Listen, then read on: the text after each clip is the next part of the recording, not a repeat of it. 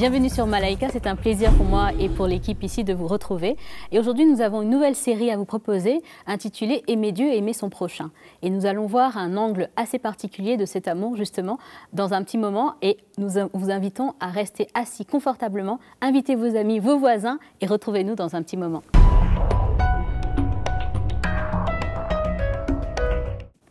Et donc voilà, nous allons parler en plus spécifique aujourd'hui des dégâts du légalisme. Pour ceux qui ne le savent pas, vous aurez une définition tout à l'heure avec Magali, mais avant tout, nous allons essayer de comprendre ce que c'est le légalisme, quel impact cela peut avoir dans la croissance du chrétien et dans l'Église, bien sûr. Et nous avons pour ce faire notre panel habituel, Mama Audrey, Mama Janine et Magali. Et pour ce faire, Mama Audrey n'est pas venue seule. Toujours accompagnée et en bonne compagnie. En très bonne compagnie, parce que nous avons Papa Mickey avec nous. Merci en tout cas d'être avec nous pour ce nouveau programme. Ah, merci de m'accueillir, c'est toujours très heureux de pouvoir être avec vous. Excellent. Et donc justement, comme on disait en préambule, nous allons essayer déjà de définir ce que c'est le légalisme, parce que beaucoup ne savent pas, c'est peut-être un mot nouveau pour vous, mais Magali va nous donner un peu plus de détails dans la rubrique de Mag. Donc voilà Magali, je sais que tu as un point de définition pour nous avant de commencer. Tout à fait Nadège, des définitions. Je suis très contente de faire ce thème parce que ça m'intéresse et je suis contente d'avoir le papa Mickey avec nous pour avoir des lumières sur ce sujet. Alors la première définition que j'ai trouvée Nadège, c'est dans un dictionnaire normal où il est dit que le légalisme désigne au sens large le souci de respecter la loi, tout simplement. Hein, il est parfois aussi utilisé dans un sens plus appuyé afin de désigner ceux qui prônent l'obéissance à la loi, voilà, et au droit. Ensuite, dans le dictionnaire théologique, puisque je suis une bonne élève, je cherche un petit peu partout, eh bien, le légalisme, c'est le souci de respecter scrupuleusement la loi, notamment la loi de Moïse, et les principes de la Bible en général. Alors, spirituellement, cela conduit à observer certains commandements de la parole de Dieu, en les séparant de leur portée morale. Et sur le plan doctrinal, eh bien, c'est une position opposée à la doctrine de la grâce, si je ne me trompe pas. Alors, comment le légalisme se traduit? Eh bien, dans la vie chrétienne, le légalisme remplace en fait la piété et la communion avec le Seigneur. Et ça, généralement, ce que j'ai pu voir dans les différentes lectures que j'ai pu faire, ça c'est quand même destiné à soulager la conscience du chrétien. Et de ce fait, eh bien, la vraie liberté du chrétien est perdue. C'est ce que j'ai pu voir dans les différents sites chrétiens sur le sujet. Alors, les causes du légalisme, quelles sont-elles? J'ai trouvé deux raisons. La première, elle peut être personnelle. Le chrétien, en fait, légaliste, il désire mériter la faveur de Dieu par différentes œuvres qu'il va mettre en place dans sa vie. Ça va le motiver et ça va le conduire à devenir un bon chrétien. Et aussi, il y a cette peur d'être coupable qui pousse une personne, en fait, à être légaliste et à s'infliger à soi-même des ordonnances légales pour se justifier en fait par rapport à son attitude. Donc ça c'est la première cause. La deuxième cause, c'est une cause collective. Ça concerne en fait le pasteur et ses fidèles. Donc, en fait, ils se disent que comme il y a un sommeil spirituel, il y a du désordre dans l'Église, eh bien, on va instaurer dans notre Église des règles qu'on va tous observer bien comme il faut. À la lettre. À la lettre. Et on se crée des ordonnances sévères plutôt que de prêcher, encore une fois, la grâce. Alors, dans le contexte en Afrique, eh bien, on observe des églises, Papa Mickey, qui sont dirigées par des prédicateurs qui ont instauré des lois, des règles, des principes qu'il faut absolument observer. Ça va de la tenue vestimentaire à la façon de prier, à la façon de s'exprimer. Ces pasteurs sont fermement attachés à leur doctrine et ils ne tolèrent pas du tout les gens qui sont divergents, donc ils n'hésitent pas même à les exclure des assemblées, à ce que j'ai pu lire.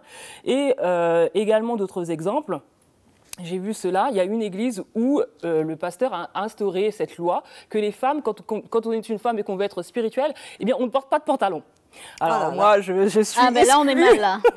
On est mal. Ce critère, et il y a beaucoup d'églises, j'ai vu dans les différents forums en Afrique, qui concernent les églises en Afrique, où il y a des églises où les femmes n'ont pas le droit de porter des pantalons. Donc voilà un petit peu ce que j'ai pu trouver. Et aussi, pour finir la rubrique, le légalisme s'accompagne aussi souvent, ma Audrey, de promesses de malédiction. Par exemple, si je ne fais pas bien quelque chose, eh bien attention, le Seigneur va te punir, tu n'auras pas ça, tu n'auras pas d'enfant, tu n'auras pas de mari, voilà. je ne sais pas quoi. Donc du coup, les gens vivent un petit peu voilà, dans la peur. La peur, ouais. Donc voilà ce que j'ai pu trouver dans mes lectures. Intéressant. Merci Magali. Et on va rebondir sur certains de tes points justement dans un petit moment. Mais Mama Janine, justement, comment ça se passe à Kinshasa? Est-ce que les chrétiens perçoivent cette notion de légalisme? Alors, Non, dans la mesure où le légalisme, c'est tellement quelque chose de vécu. C'est-à-dire qu'un chrétien, quand il vient au Seigneur, on va lui dire, bon ben voilà, maintenant tu es un enfant de Dieu, il faut que tu arrêtes de faire ci, il faut que tu arrêtes de faire ça, il faut que tu fasses ci, il faut que tu fasses ça. Donc d'entrée de jeu, il est déjà embourbé, conditionné dans ça. Donc pour lui, c'est normal. C'est quelque chose de tout à fait normal qu'on ne va pas forcément remettre en cause, surtout quand on est nouvellement converti. Alors, ce que tu disais est tout à fait vrai dans le sens où donc, on va mettre en place des préceptes bibliques, hein, des lois, souvent de l'Ancien Testament, mais aussi tout ce qui est loi d'homme. Donc, tu ne mets pas de pantalon, tu ne fais pas ci. Il y a beaucoup de choses qui n'ont rien à voir. Par exemple, un chrétien va arriver, il va se donner sa vie au Seigneur, il va passer directement par un service de cure d'âme. Or, la cure d'âme, c'est quand on regarde dans la parole de Dieu, c'est quelque chose qui n'existe pas.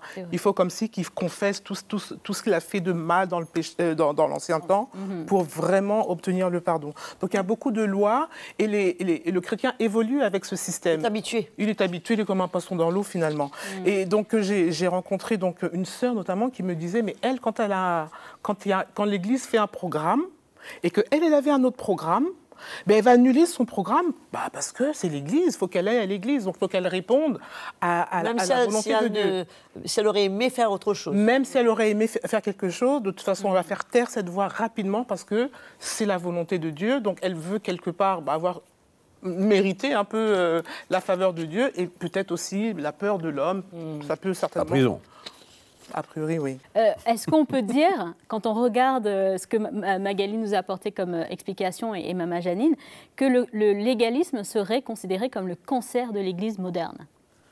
Ah, effectivement, oui, moi je suis très concerné. De cet avis. Je suis très concerné par ce domaine de cette doctrine, si on peut dire. Ça devient presque une doctrine en écoutant un petit peu chacun d'entre vous. Mais ça fait peur. Oui. Ça fait peur parce que le chrétien ne peut même pas penser ce qu'il veut, il ne peut pas avoir une direction claire pour lui-même. Il est finalement en prison.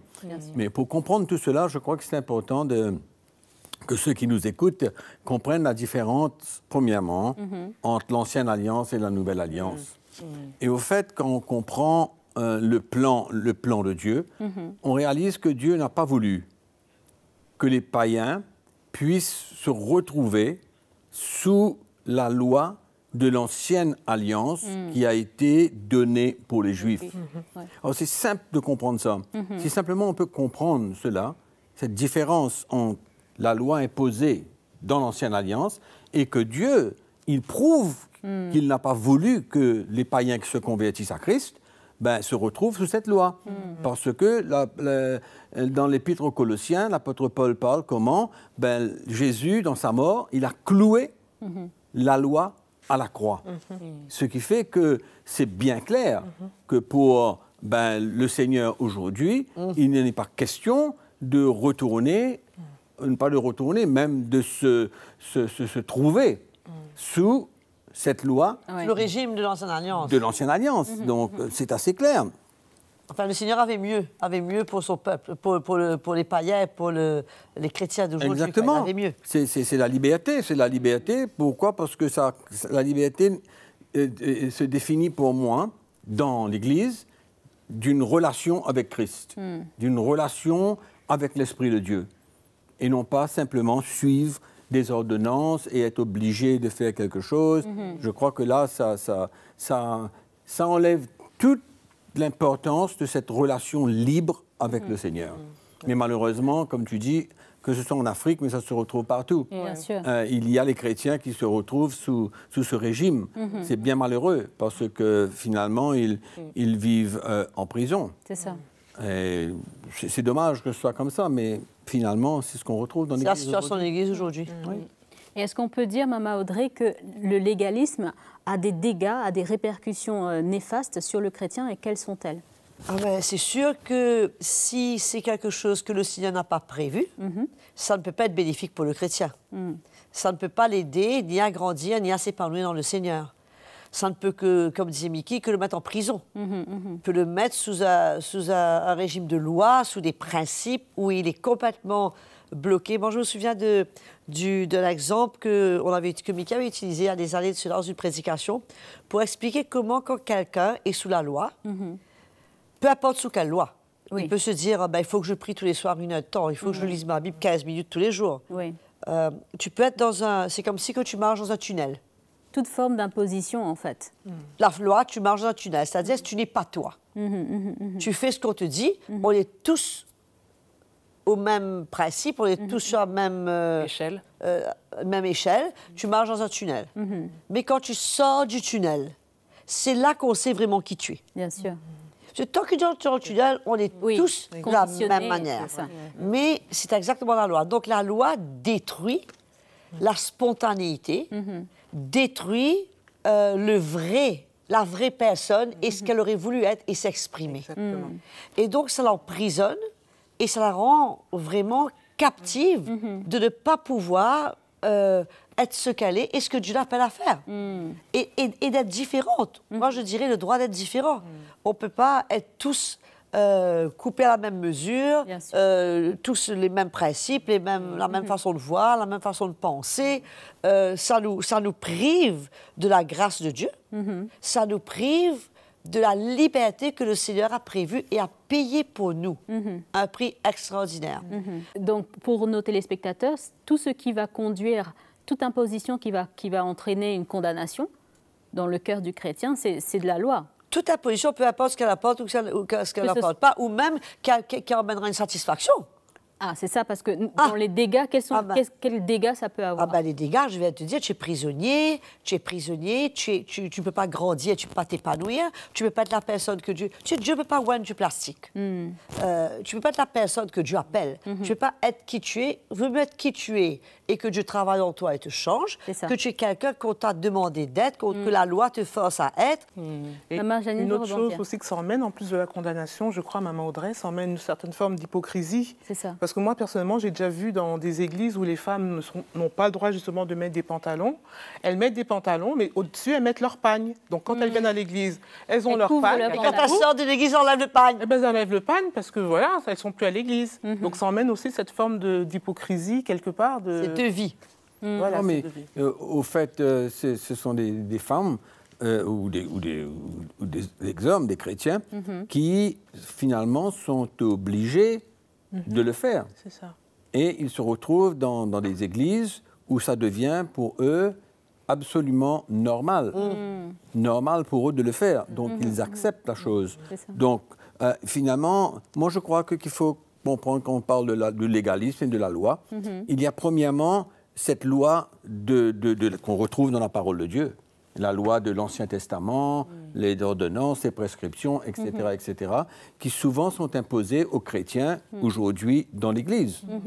Et je crois aussi qu'il y a une autre forme de loi, c'est-à-dire que la loi que nous-mêmes, qui ne se retrouve pas dans la parole de Dieu, mais que nous imposons nous-mêmes, à notre femme, à notre mari, à nos enfants, ou à nous-mêmes, dans toutes sortes de formes, dans toutes sortes de formes. Et puis, ce qui est trompeur, il y a une ligne très fine, c'est que finalement, on ne dit pas à la personne qu'elle a besoin de faire certaines choses, mais par notre attitude, finalement, ça parle tellement plus fort que la personne, finalement, se sent obligée de faire, de faire la chose sans qu'on lui impose de faire la chose. Sans qu'on lui demande. Sans qu'on lui demande de faire la chose. Donc, tout ça, c'est un peu subtil. C'est ça. Mais c'est bien vivant. C'est bien vivant. Et bien réel. Et bien réel. Parce que souvent, on se dit, moi, non, je n'impose pas aucune loi. C'est pas écrit, ça ne sort pas de ma bouche. Mais finalement, c'est dans l'esprit que ça se passe. Et finalement, ça détruit les chrétiens parce qu'ils se retrouvent dans la même situation, finalement, que d'imposer une loi sur eux. C'est ça. C'est la même chose. Et je crois aussi qu'un des dégâts, Nadège, c'est qu'on finit par avoir un cœur dur. Et ça emmène une mort à l'intérieur de nous. Puisqu'on ne vit pas de par notre cœur. Donc, on vit par une loi, par un principe, ça emmène une mort, une sécheresse au-dedans de nous, puisqu'il n'y a rien de vrai, de rien de spontané. On est finalement comme des robots. Ouais. On fait des choses parce qu'on nous dit de faire, on est téléguidé. Et ça emmène une mort et un cœur dur, puisque la loi, c'est des tables de pierre. Ouais. Alors moi, j'avais une petite question. Vas-y, Magali. À Papa Mickey, à Audrey, évidemment. Je voulais savoir aussi la notion d'obéissance. Parce que dans les lectures que j'ai pu faire par rapport à cette question du légalisme, les gens se disent, si je ne fais pas quelque chose, je n'obéis pas à Dieu. Par exemple, le cas de cette femme qui est condamnée parce qu'elle n'a pas prié, qu'elle n'a pas lu sa Bible, en fait, ce sont des choses que le Seigneur nous demande. Donc c'est ça aussi qui justifie en tout cas ceux qui pensent. Mais souvent, l'obéissance vient parce que ça vient derrière le pupitre. C'est ça. Et c'est comme une obligation. Mais ce n'est pas la voix de l'esprit réellement, parce que quand on impose quelque chose à quelqu'un, ça étouffe la voix de l'esprit. Exactement. Donc c'est une obéissance forcée. Mais aux hommes, en fait. je reviens à ce que Jeanne a dit, c'est que souvent les chrétiens se trouvent dans ce genre d'église, ils ne se posent même pas de questions, et il n'a pas cette relation avec Dieu, cette relation avec l'Esprit de Dieu, parce que ce n'est pas le Seigneur qui leur demande ça. C'est l'homme qui vient imposer une loi dans la vie des chrétiens. Il vient dire ce que lui pense. Oui, donc c'est une obéissance déguisée. C'est ça. Tu vois, comme Magali, tu as dit tout à l'heure, comment les pasteurs peuvent arriver finalement à mettre de l'ordre dans leur église, puisque, allons dire que les chrétiens arrivent en retard. Alors, on met une loi, on doit être là à 8h30. Ouais. Ou soit on doit donner tant. Mais tu sais, la Bible dit que tu dois donner. Mais la Bible dit aussi que tu dois donner selon ton cœur. Donc, et que tu dois être libre. Et si tu dans ton cœur, pour l'instant, tu ne veux pas donner, ça sert à quoi pour toi de donner? C'est sinon, tu te mets sous une loi. Je donne parce que je suis obligée de donner. Mais devant le Seigneur, c'est même pas acceptable devant Dieu, parce que ça ne vient pas de ton cœur. Donc, c'est très important de réaliser que beaucoup de pasteurs et beaucoup de gens dans la vie de tous les jours utilisent la loi pour contrôler. C'est ça. C'est un outil puissant de contrôle. Puisque si je veux te contrôler et t'emmener à faire quelque chose, je peux joindre dessus un élément de condamnation si tu ne fais pas, et je t'ai eu. C'est ça. Si tu n'as pas la compréhension, tu n'as pas la liberté de savoir que tu peux être libre et que tu n'es pas obligé de te conformer à cela, c'est très facile pour toi d'être contrôlé par une loi et un principe. Moi, j'ai une question par rapport justement au cœur et de ce qu'on est en train de mentionner, que le chrétien doit agir selon son cœur. Est-ce que quelque part, c'est de dire que le légalisme empêche le chrétien de réagir selon son cœur et selon une conviction du Saint-Esprit, finalement? Effectivement. Il faut comprendre une chose, que beaucoup de chrétiens ne réalisent pas, ils sont ignorants. Qu'est-ce qui s'est passé à la croix? Amen. Qu'est-ce que Jésus a accompli à la croix? Et souvent, les chrétiens ne voient pas, même les pasteurs malheureusement, ce qui s'est passé dans l'esprit. Qu'est-ce qui s'est passé dans l'esprit quand Christ a rendu l'âme, quand il est mort? Et c'est ça qui est important de comprendre, parce que le légalisme, la loi, c'est quelque chose qui ne doit même pas exister ni mentionner sous la Nouvelle Alliance. Parce que toi-même, tu as dit tout à l'heure, je crois, que la loi, je ne sais pas si tu l'as mentionné, la loi est venue par Moïse, mais la grâce est venue par Jésus-Christ. Oui, c'était Magali. C'est toi qui as dit ça. OK. Donc, ça doit conclure toute discussion à ce sujet. Bien sûr. Et donc, cette lumière doit venir dans le cœur pour comprendre que nous ne sommes plus sous cette loi, sous ce régime. Et le chrétien a besoin de vivre selon son cœur. Mais le légalisme aussi, je dois dire, c'est une forme, c'est un état de cœur, un état où l'homme aime bien se retrouver à sous la loi pour se protéger, pour le sécuriser. Et parfois pour satisfaire sa conscience. Sa conscience, exactement. Et il aime ça. Et souvent, il ne le questionne pas ce qu'on lui demande de faire. Parce que pour lui, il est content. Ça le conforme. Oui, il est content, il est bien. Pour lui, c'est sa forme de justification, de trouver cette justice devant le Seigneur. Ça apaise la conscience, cette approbation devant Dieu, parce que il fait ce qu'on lui demande de faire. Mais c'est totalement contraire à l'esprit de la Nouvelle Alliance. Donc, c'est cette lumière qui a besoin de venir. Le chrétien doit pouvoir vivre selon son cœur. C'est son cœur qui doit le pousser à faire toutes choses. Amen. Donc, non pas une forme de loi. Donc, il ne pourra pas grandir. Non, donc, il ne pourra pas avoir la maturité, puisque la loi ne va pas pouvoir l'emmener à grandir. Il ne va pas pouvoir s'épanouir. Et le pire, c'est que si lui est sous la loi, il va mettre les gens au-dessus de la loi aussi. C'est-à-dire que... Oui.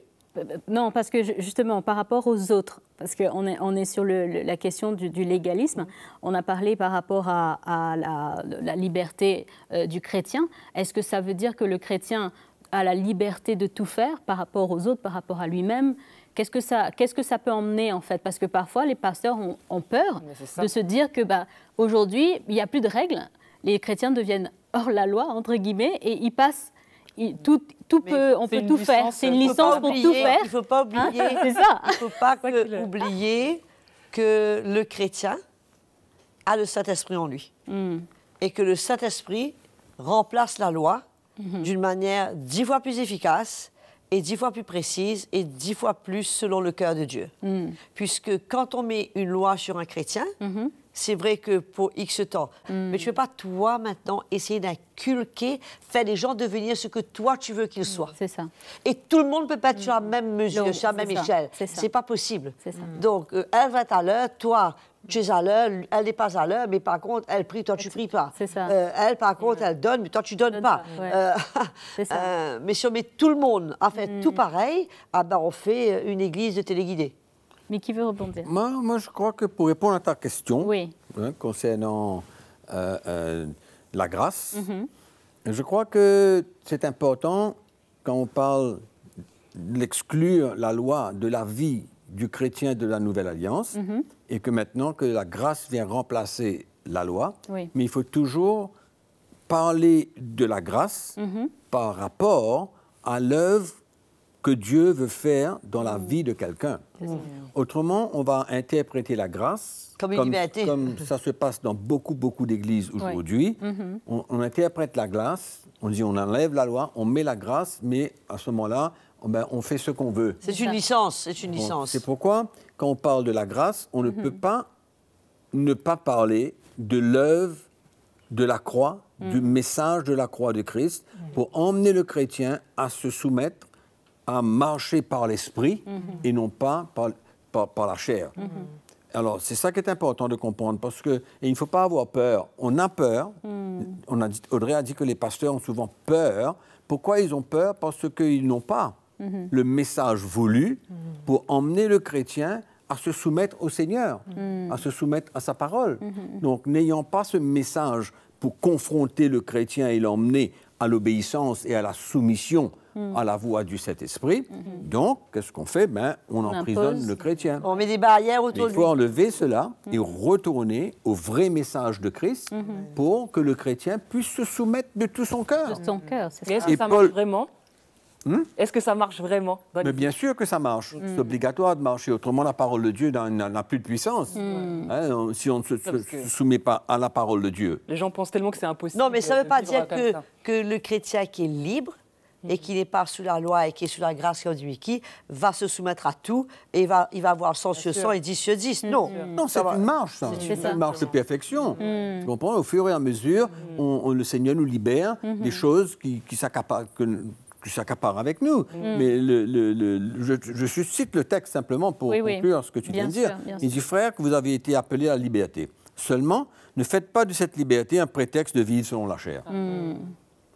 Donc c'est clair. C'est clair. C'est clair que le chrétien ne peut pas utiliser la grâce pour faire ce qu'il veut avec sa vie. Exactement. C'est ça.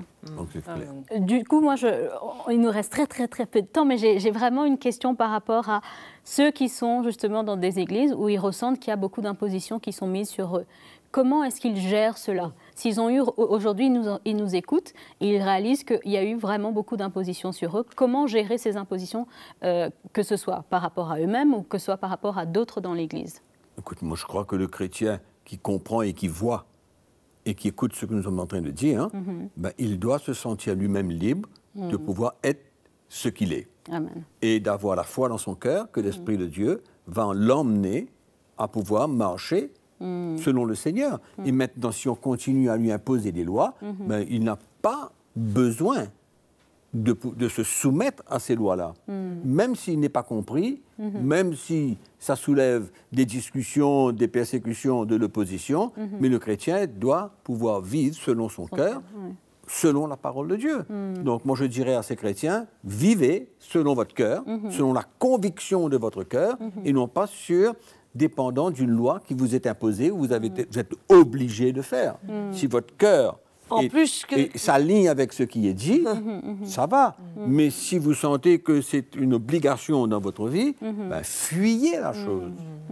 Et quitte à être persécuté pour la chose, et quitte à être jugé, quitte à être rejeté, quitte à être résisté, il y a un prix à payer pour notre liberté. Bien sûr. Pour le mot de la fin, si vous avez un dernier message à apporter, surtout pour les responsables d'église qui nous écoutent. Moi, je crois que pour les chrétiens surtout, aujourd'hui, doivent saisir l'occasion de pouvoir entrer dans une nouvelle page de leur vie et de pouvoir vivre leur chrétienté avec conviction de cœur. Amen. Et non pas et se sentir obligé de faire quoi que ce soit. Et moi, je crois que les chrétiens aujourd'hui, ils veulent cela. Ils ont soif de quelque chose de vivant dans leur vie. Parce qu'il n'y a pas de vie quand on est en prison, quand on est sous la loi. Mais il y a de la vie de l'Esprit, il y a la vie de Christ en nous, quand on est libre de pouvoir faire ce que notre cœur demande. Et même si, voilà, ben, on passe à côté, on tombe, mais il y a bien sûr la réconciliation avec Dieu à travers la repentance pour continuer, mais ne jamais... Il n'y a rien de pire aujourd'hui pour un chrétien de la Nouvelle Alliance de se retrouver sous ce régime de la loi. Il n'y a rien de pire que ça. Et moi, j'aimerais juste dire quelque chose rapidement, c'est d'encourager ces chrétiens à ne pas avoir peur d'être exposés pour qui ils sont. Tant que tu n'es pas toi-même, le Seigneur ne peut pas traiter des choses que vous êtes traitées dans ta vie. Et donc, tu restes le même. Mais quand tu te rends vulnérable et que tu permets au Seigneur et que tu es toi-même, ça permet au Seigneur de t'exposer, de te changer et de te libérer. Et ça emmène quelque chose d'autre qui peut venir à la surface que le Seigneur peut traiter. Amen. Donc, il y a une grande victoire et de ne pas avoir peur des yeux des gens, des jugements des gens. Ce qui est important, c'est comment Dieu les voit. Amen. Et Dieu connaît déjà leurs faiblesses. Et Dieu les aime comme ils sont. Parce que le Seigneur va pouvoir entrer en scène, les changer, faire quelque chose d'extraordinaire dans la vie. Amen. Amen. Merci beaucoup, Maman Audrey. Merci, Papa Mickey. Vraiment, je suis sûre que beaucoup ont été encouragés. Merci beaucoup, Maman Janine et Magali. Et je vous dis à très, très bientôt pour un autre sujet excitant. Salut à tous, merci en tout cas d'être là. Si vous avez été encouragé par cette vidéo, si vous avez été édifié par le programme Malaika, c'est très simple, APA. Aimez la vidéo, partagez-la autour de vous et bien sûr abonnez-vous, c'est le petit bouton rouge en dessous de votre écran pour être les premiers informés des prochaines parutions Malaika.